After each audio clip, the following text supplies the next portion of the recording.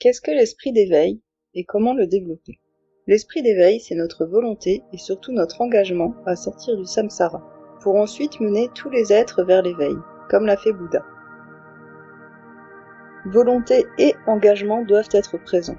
On doit d'abord vouloir sincèrement mener tous les êtres à l'éveil, pour ensuite mettre réellement en pratique les enseignements qui nous permettront d'y arriver. L'esprit d'éveil est un puissant catalyseur vers l'éveil.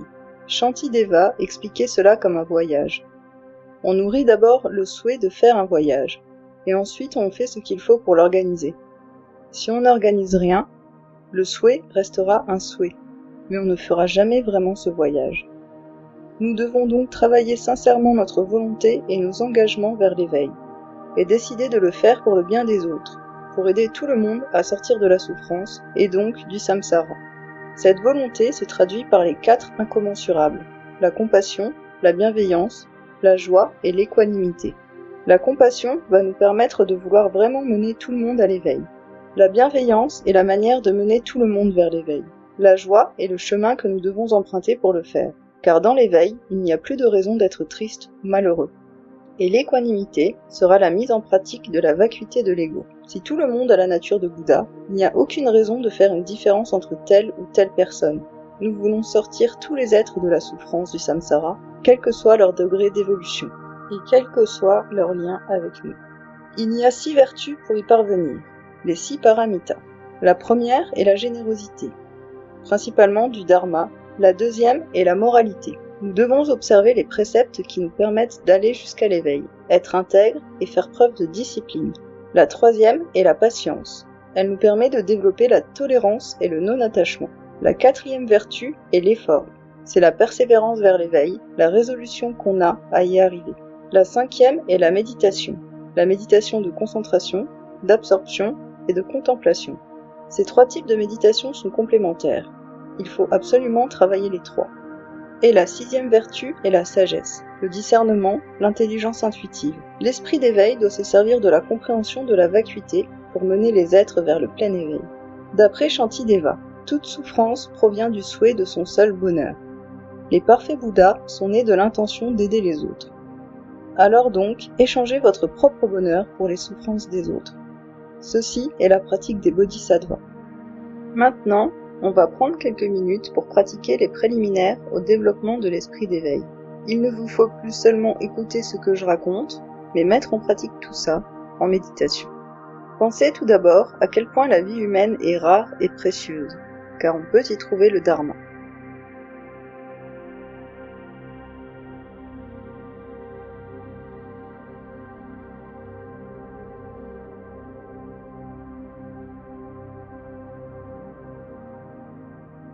Pensez ensuite à la mort et à l'impermanence de tout.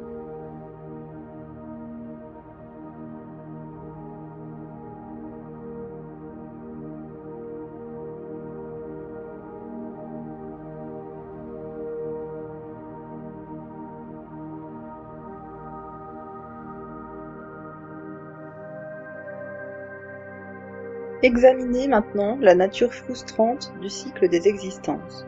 Tant qu'on ne s'est pas éveillé, on renaîtra dans le samsara.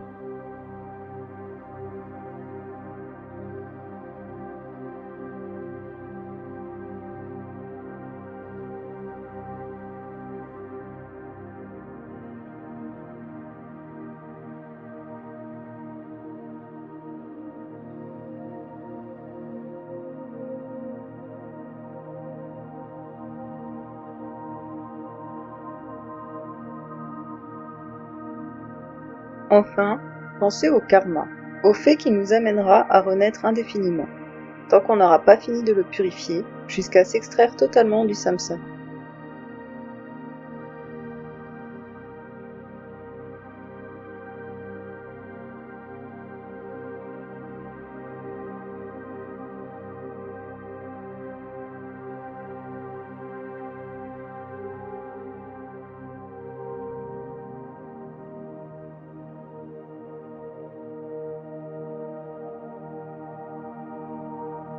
On va prendre refuge sincèrement dans les 3 joyaux que sont le Bouddha, le Dharma et la Sangha. Vous pouvez simplement répéter après moi en pensant sincèrement ce que vous dites. Je prends refuge en le lama. Je prends refuge en le Bouddha. Je prends refuge en le Dharma. Je prends refuge en la Sangha. En le Bouddha, son enseignement et l'assemblée de ceux qui le suivent, jusqu'à l'obtention de l'état de Bouddha, je prends refuge. Puissé-je, par la générosité et les autres vertus accumulées, atteindre l'état de Bouddha pour le bonheur de tous les êtres. On poursuit maintenant avec la pratique de Tonglen pour développer l'esprit d'éveil relatif. On commence par inspirer et expirer naturellement, sans forcer. Puis on pense à la souffrance à laquelle nous sommes sujets dans le samsara.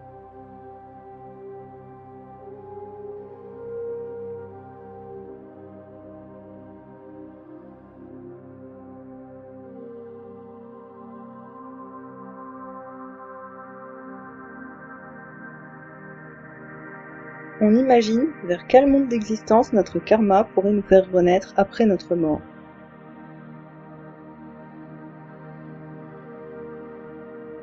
Puis on pense aux autres êtres, notre famille, les souffrances à laquelle elle doit faire face. On visualise bien toute cette souffrance. Puis on visualise qu'on l'inspire en même temps que l'air. Quand on inspire toute la souffrance de notre famille. Quand on expire toute la joie, la bienveillance et la compassion qu'on peut.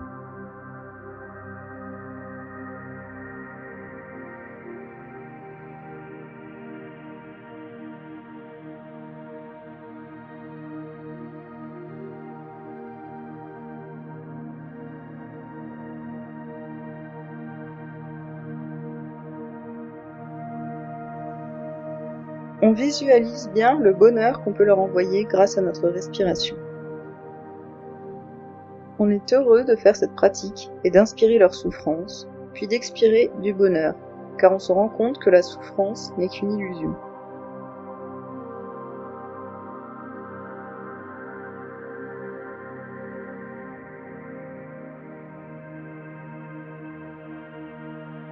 On inspire toujours toute leur souffrance, on la visualise bien,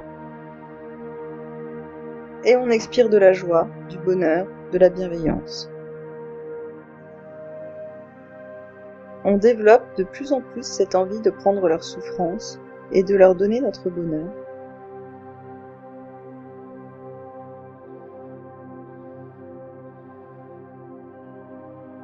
On pense à comment on pourrait plus les aider à l'avenir, plus souvent ou d'une meilleure façon.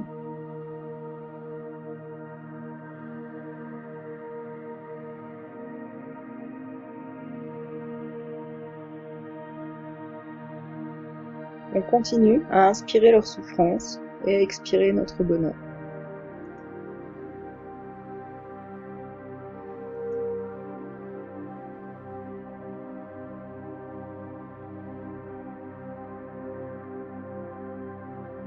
On passe aux gens qu'on connaît mais qui nous sont un peu moins proches.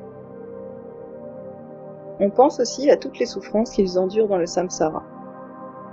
On essaye de ressentir leur douleur, leur souffrance. On la visualise et on l'inspire afin de la prendre pour nous. Et on expire vers eux tout notre bonheur.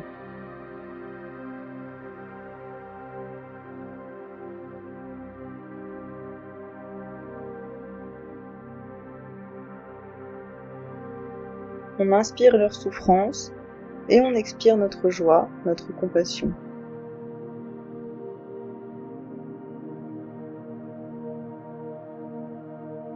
On reste bien concentré sur l'inspiration de leur souffrance et sur l'expiration de notre bonheur. La souffrance vient vers nous et notre bonheur va vers eux.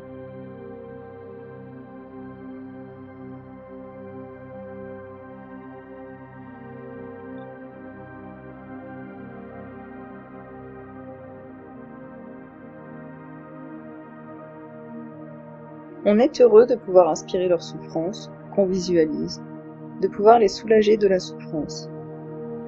Et on leur renvoie toute la joie qu'on peut ressentir de cette pratique, afin qu'elle puisse atténuer leur souffrance.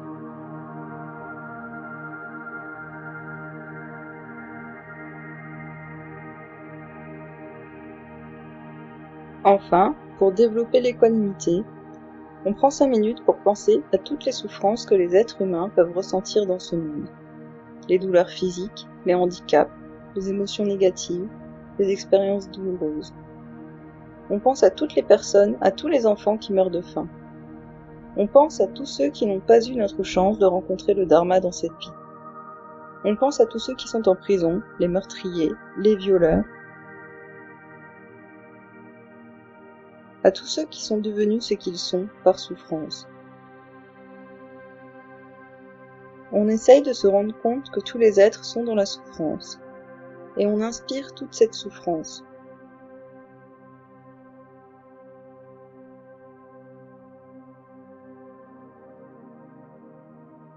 On fait notre maximum pour ressentir la souffrance qui vient de ces êtres, et on la voit entrer dans notre corps par notre nez, jusqu'à notre cœur.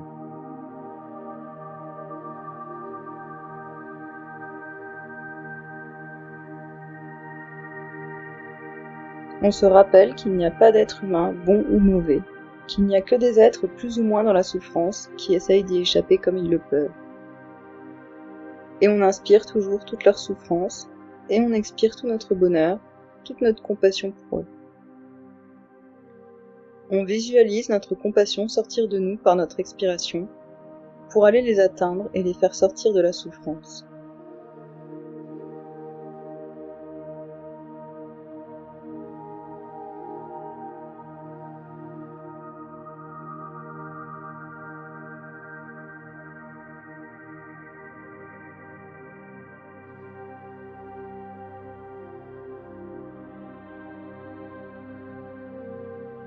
On pense aussi à toute la souffrance qui existe dans le samsara, à la souffrance des êtres humains, mais aussi à la souffrance dans d'autres mondes d'existence, comme la souffrance que peuvent ressentir les démons en n'étant que colère. On inspire leur souffrance et on leur envoie notre joie par notre expiration. On souhaite vraiment qu'ils soient libérés de leur souffrance grâce à la compassion qu'on leur envoie.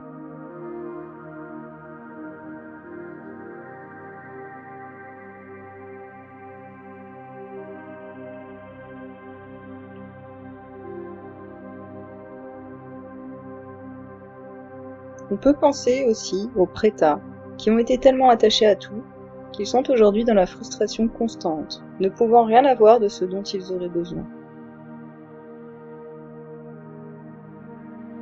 On inspire leur souffrance, leur détresse, on la visualise entrer en nous avec l'air qu'on inspire.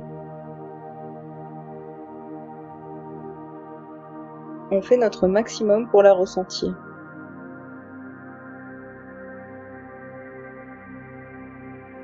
Et on expire la compassion qu'on a pour eux, afin de les libérer de leur souffrance.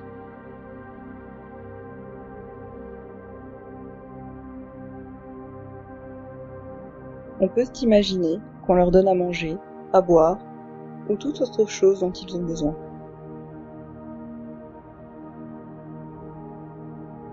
On expire de la joie, de la compassion qui se dirige directement vers eux.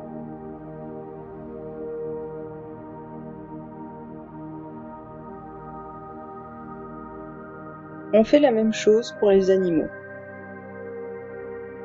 On visualise toute la souffrance qu'il peut y avoir dans le monde animal, qu'il soit créé par l'homme ou pas. Et on inspire toute cette souffrance. Et on leur envoie tout notre bonheur, toute notre compassion.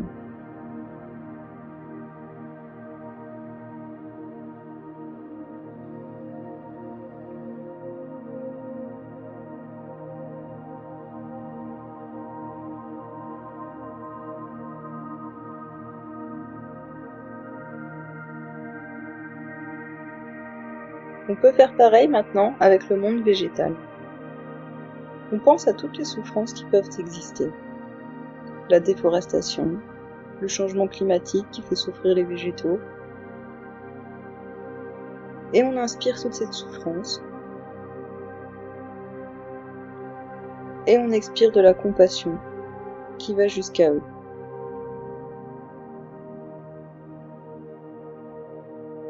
On essaye de visualiser et de ressentir le plus possible la souffrance qu'on inspire. Et de ressentir le plus de bonheur possible à leur envoyer. On continue à inspirer de la souffrance et à expirer notre bonheur.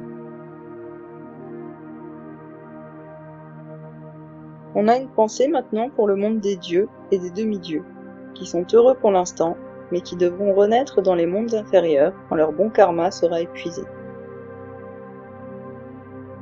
On inspire toute leur souffrance future. Et on expire tout le bonheur qu'on peut leur envoyer.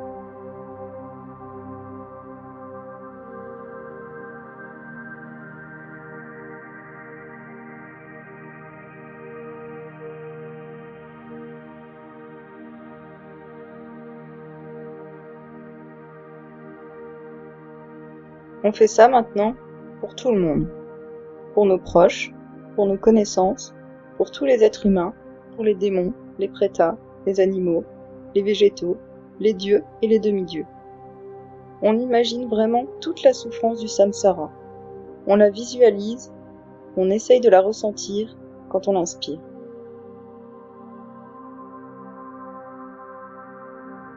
Et on expire tout notre bonheur, toute notre compassion, notre bienveillance, notre joie. Et on visualise que notre esprit d'éveil les a fait tous sortir du samsara. Et on continue bien à inspirer toute la souffrance. On se réjouit de pouvoir l'absorber pour en soulager les autres. Et on envoie ce bonheur qu'on ressent à pouvoir tous se libérer de la souffrance à tous les êtres du samsara.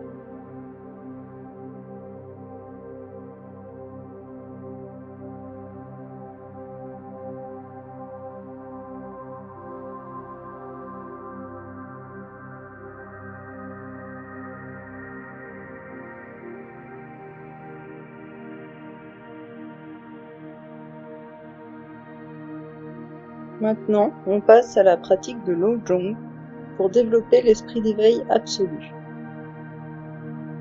En premier, on considère les phénomènes comme étant des rêves. Tout ce qui nous entoure est de la nature de la vacuité. Rien n'a plus d'existence qu'un rêve.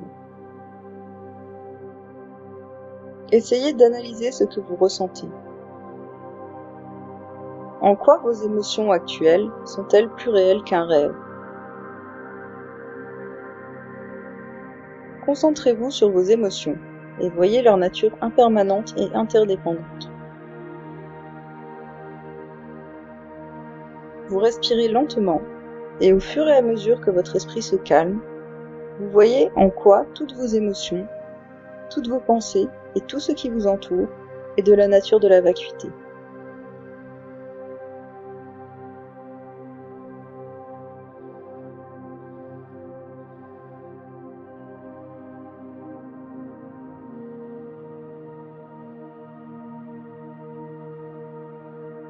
Ensuite, on analyse la non-naissance des choses. À quel moment suis-je vraiment né ? Quand mon esprit s'est incarné en tant que fœtus, après l'accouchement ? À quel moment mon ego est né ? Continuez à voir tout ça comme une illusion. Rien n'a d'existence propre, tout est impermanent et interdépendant. Et notre esprit aussi est impermanent et interdépendant.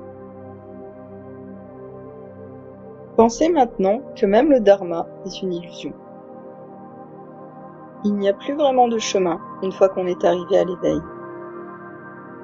Tout est une illusion.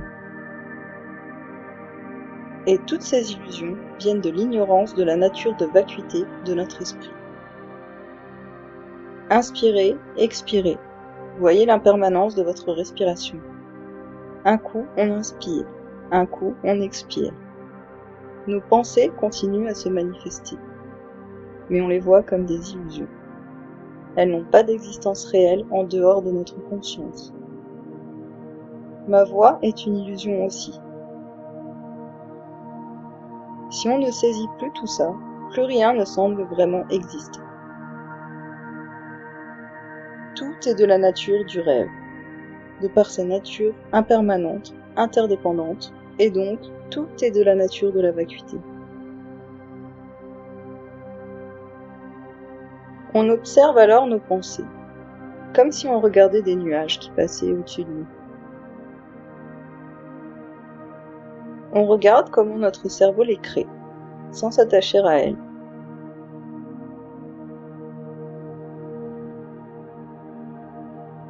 On les regarde passer, et on regarde comment elles disparaissent, comme elles sont apparues, si on ne les nourrit pas.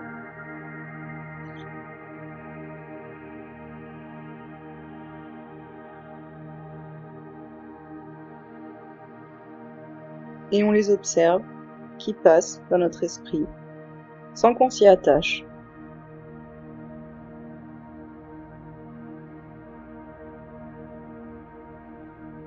On continue à inspirer et à expirer. On se concentre sur notre respiration. L'air entre, puis sort. On reste dans le moment présent, en essayant de garder notre attention sur notre respiration et de voir tout ça comme un rêve, une illusion.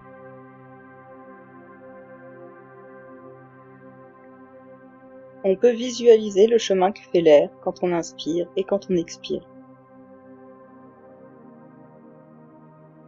Si jamais l'esprit s'attache à une pensée, il suffit de remettre sa concentration sur la respiration.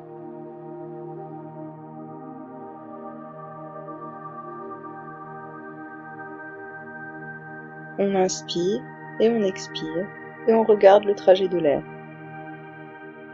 On reste concentré dessus.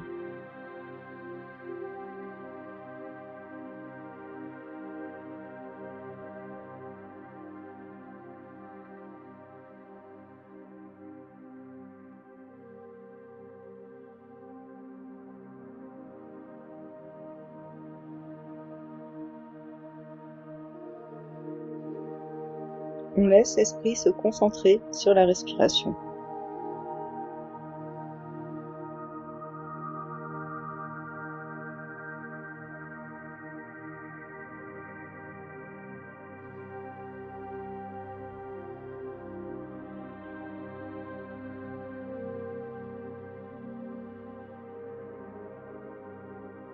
On dédicace tous les mérites engendrés par cette pratique à tous les êtres sensibles de tous les mondes d'existence.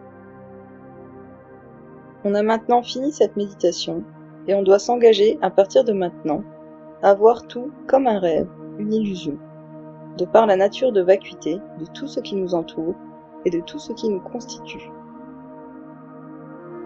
Cette pratique doit être faite très régulièrement pour maintenir et développer l'esprit d'éveil et mettre toutes les chances de notre côté pour atteindre l'éveil et aider les autres à l'atteindre.